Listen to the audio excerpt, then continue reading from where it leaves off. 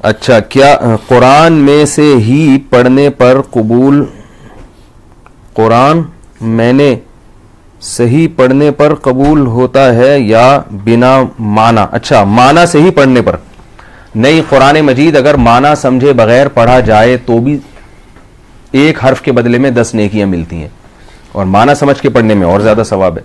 तो ये बात गलत है कि कुरान समझे बगैर पढ़ना सवाब नहीं है। फिर इसकी दलील क्या है? ये वक्त काफी हो गया तो फिर कभी। अच्छा, औरतों का चेहरा खुला रखना हराम है या क्या है? जवान लड़की के लिए चेहरा खोलना हराम है, जायज नहीं है, क्योंकि इसमें फितना है। तो मजबूरी के बगैर जवान लड़की अपना चेहरा नहीं खोल सकती। हाँ, जो उम्र जिनकी ज्यादा हो गई उनके लिए गुंजाइश है। अलबत्ता चूंकि चेहरे का पर्दा बहल है इख्तिलाफी मसला, तो अगर कहीं सख्त मजबूरी हो कोई, जैसे बाज़ यूरोप के कंट्रीज़ ऐसे हैं जहाँ चेहरा छुपाने पर पाबंदी है, तो ऐसी सूरत में असल हुक्म तो ये कि यूरोप में रहें नहीं, आप पाकिस्तान आके रहें। लेकिन अगर मजबूरी है कि नहीं, यानी जॉब छूट जाएगी शोहर की, या शोहर वहाँ जो है ना आजमाइश में पड़ जाएगा, तो किसी सख्त मजबूरी से रहना पड़े, तो फिर ऐसी मजबूरी में गुंजाइश होगी चेहरा खोलने की। लेकिन असल बात यह है कि फिर ऐसे इलाके में ना रहें, ज़्यादा बेहतर है। तकदीर के गुनाह इंसान के इख्तियार में हैं क्या? अल्लाह के इल्म में सब कुछ है तो वो गुनाह करने इंसान का इल्म में ही होगा, यानी गुनाह करना भी तो अल्लाह के इल्म होगा। इनका सवाल यह कि जब तकदीर में हर चीज़ पहले से लिखी हुई है तो फिर हमें गुनाह पे सज़ा क्यों मिलती है? शायद ये पूछना चाह रही हैं। ये तो उसे पहले से लिखा हुआ है। ये बात तो दुरुस्त है कि हर चीज़ पहले से लिखी हुई है, लेकिन लिखा हुआ क्या ये पहले से पता नहीं होता। समझ में आ रही है बात? देखो, अगर हमें पहले से पता हो ना कि मेरी तकदीर में क्या लिखा है, अगर आपको पता है कि आपकी तकदीर में झूठ लिखा हुआ है और आपने झूठ बोला, क़यामत के दिन आपको सज़ा मिले, तो आप अल्लाह से कह सकते हैं कि अल्लाह मेरी तकदीर में लिखा हुआ था झूठ बोलना है, मैंने तो बोलना ही था। तो बात सही है आपकी। लेकिन अगर आपकी तकदीर में जो लिखा हुआ है आपको पहले पता नहीं है, आप क़यामत में अल्लाह से कहें अल्लाह मेरी तकदीर में तो लिखा हुआ था झूठ बोलना है, तो मुझे गुनाह क्यों मिल रहा है? अल्लाह कहेंगे तुझे पहले पता था कि लिखा हुआ है ये।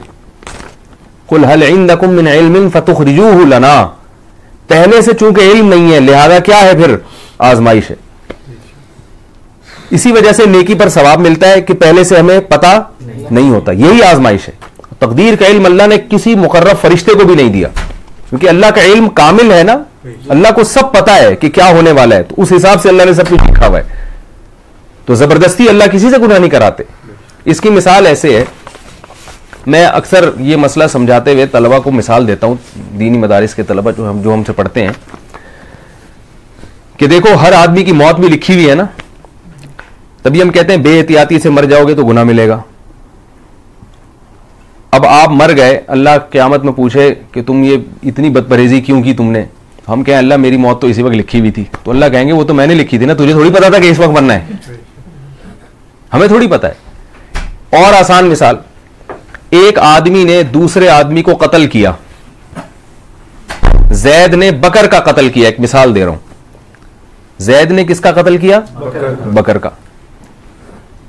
आप बकर के वारिसों में से हो, आप जैद को पकड़ोगे, तूने भाई हमारे अब्बा का कत्ल क्यों किया?